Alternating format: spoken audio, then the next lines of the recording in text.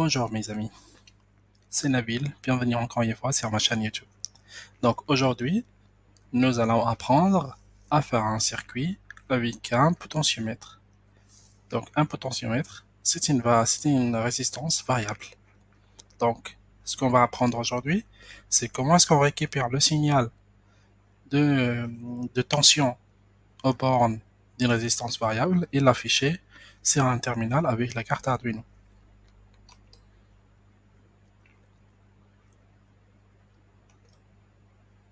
Donc normalement, si on tourne le potentiomètre, on va pouvoir changer la valeur mesurée aux bornes de ce potentiomètre. Et cette valeur, on peut l'utiliser pour faire des fonctionnalités, différentes fonctionnalités. Donc restez avec moi, ne partez pas loin. Donc avant de commencer, on va parler un peu de comment est-ce qu'il fonctionne ce potentiomètre. Donc ce potentiomètre, c'est une résistance variable qui a 3 pins.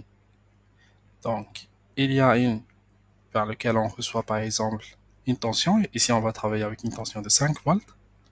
Il y a l'autre pin qui est connecté à la GND, c'est-à-dire à la masse. Et il y a le troisième pin sur lequel on mesure une tension. Et donc la valeur de ce signal, elle varie et qui dépend de la position du curseur sur le potentiomètre. Donc en vrai, ce potentiomètre à l'intérieur, il est équivalent à des résistances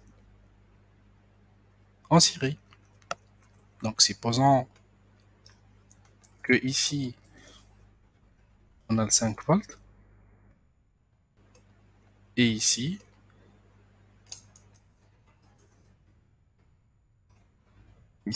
on aura le GND et le curseur, on va juste dessiner comme ça, n'importe comment, quand il tourne comme ça ou bien comme ça, donc ça revient juste au fait de déplacer ce pin là ici ou bien ici ou bien ici. Donc normalement la tension à mesurer ici, c'est plus petite que la tension mesurée ici, qui est encore plus petite que la tension mesurée ici. Donc plus on ajoute des résistances, plus la tension chute. Voilà. Jusqu'à ici, où on va mesurer, si on met le curseur jusque là, on va mesurer 0 volts. Parce qu'il y aura une chute de tension. Si jamais on met le curseur jusque là, ici, on va mesurer 5 volts. Et donc normalement, c'est déconseillé de connecter directement un potentiomètre entre les 5 volts de l'Arduino et une pin sur laquelle on va mesurer, parce qu'il y aura un maximum de courant qui va passer, vous risquez de griller votre microcontrôleur, ou à la limite, la carte, elle va être court-circuitée, elle va s'étendre. Donc c'est pour cette raison, avant d'utiliser le potentiomètre, ici, on ajoute une résistance d'une valeur presque, par exemple, un ohm ou 2 ohms, ou plus ou moins, juste pour protéger notre carte Arduino pour le fait que quand le curseur de potentiomètre, on le positionne ici, on va pas laisser le courant qui passe. Et il n'y aura pas un maximum de courant qui passe parce que de toute façon, on sera protégé par cette résistance. Voilà. Théoriquement, on peut ne pas la faire parce que dans la théorie, quand le curseur il est là, on va mesurer 5 volts. Et quand le curseur il est là, on va mesurer 0 volts. Voilà. Mais normalement, dans la pratique, on le met pour protéger notre carte Arduino. Et normalement, le circuit il sera comme ça. Donc, on va prendre le 5 volts, on va passer par une résistance de protection, et ensuite on va aller vers l'entrée du potentiomètre. La sortie, l'autre borne de potentiomètre, elle sera reliée à la masse, GND, et puis celle au milieu, elle va mesurer notre signal qu'on va mesurer sur l'entrée de la carte Arduino A0. Donc normalement, ces entrées de A0 jusqu'à A5, ils sont toujours des entrées. Okay. Ils peuvent pas marcher sur l'Arduino en tant que sorcier. Et ce sont faites pour mesurer le signal analogique, c'est-à-dire un signal qui varie entre 0 et 5 volts, ou bien entre 0 et 3 volts. Le maximum, c'est 5 volts. On ne peut pas faire entrer sur ces pins plus que 5 volts. Donc maintenant, pour le code.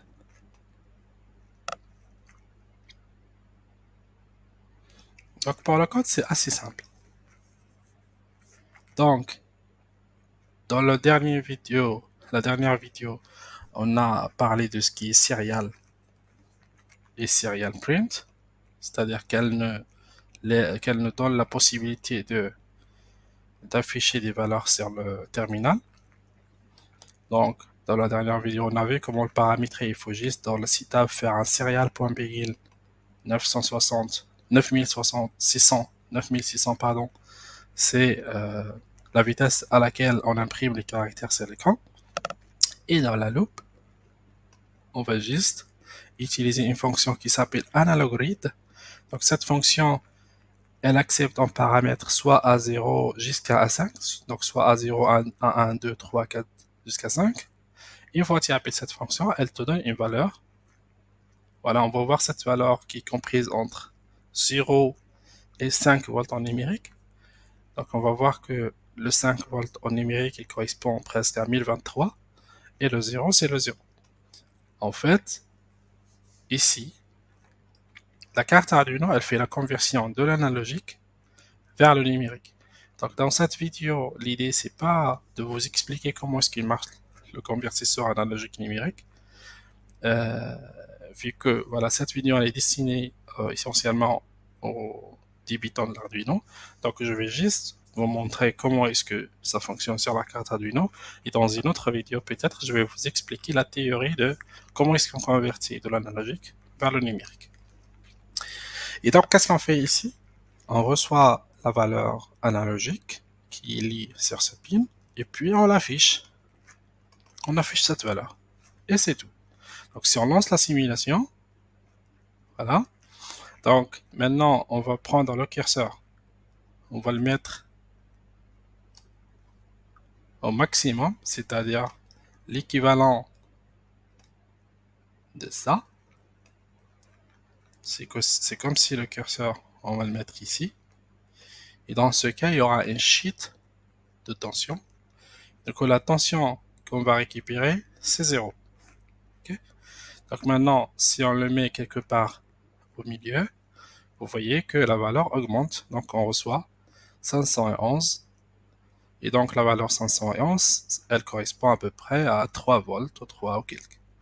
Donc, c'est comme si on prend le curseur et on le met quelque part ici. Donc, vous remarquez que je ne vous donne pas les valeurs exactes des résistances, etc. C'est parce que je vous ai pas, de toute façon, je vous ai pas expliqué comment il fonctionne le convertisseur analyse logique. Et l'idée, c'était juste de comment est-ce qu'on l'utilise sur Arduino et c'est tout. Et après, je vous expliquerai la théorie des choses dans une autre vidéo. Donc, si jamais on met le curseur dans l'autre côté, jusque là, on va recevoir 1023. Ok? Parce que de toute façon, dans la théorie des choses, ici, j'ai mis 0 ohm. Donc, dans la pratique, si on a une vraie carte, on doit quand même faire une valeur différente de 0, par exemple 1 ohm.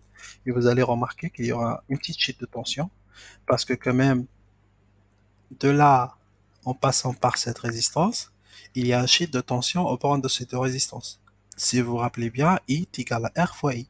Et donc le reste, il passe dans le potentiomètre. Voilà. Voilà, j'espère que vous avez compris la fonctionnalité des potentiomètres. Et dans les prochaines vidéos, nous allons l'utiliser peut-être pour faire une autre application. Et n'oubliez pas, abonnez-vous pour recevoir les prochaines vidéos.